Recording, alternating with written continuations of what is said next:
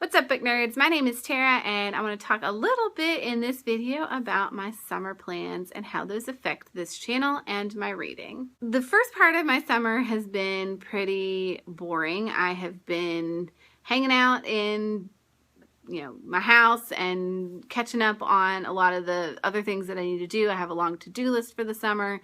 But come July, I'm going to be doing a lot of traveling.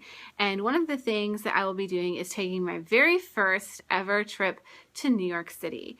I'm going just after the 4th of July. I'm going for a conference where I'm staying at a university campus there for the conference for a couple of nights. And then I've reserved a hostel to stay in New York and do some solo travel in the city by myself.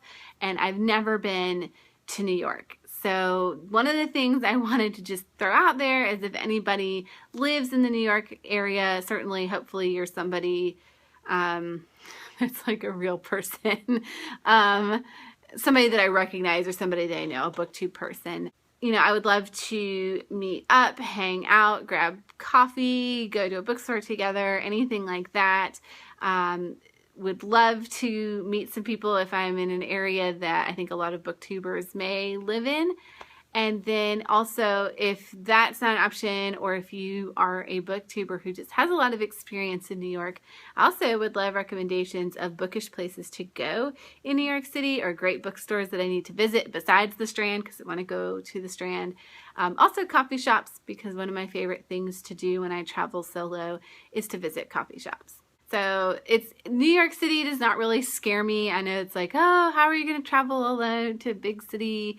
And, I've been to Tokyo and Seoul and Paris and London and, Rome by myself. So I'm going to be fine in New York and Boston. I've been to Boston by myself. So, I'm just excited to get to roam the city and experience it. And maybe if I'm by myself, I get to feel a little more like a native New Yorker or a local. I know y'all can laugh at me for that because there's no way that the Southern accent is going to come across as local. But the other thing I'm doing after I leave New York is I am going to Vermont. My family always goes to Vermont every summer.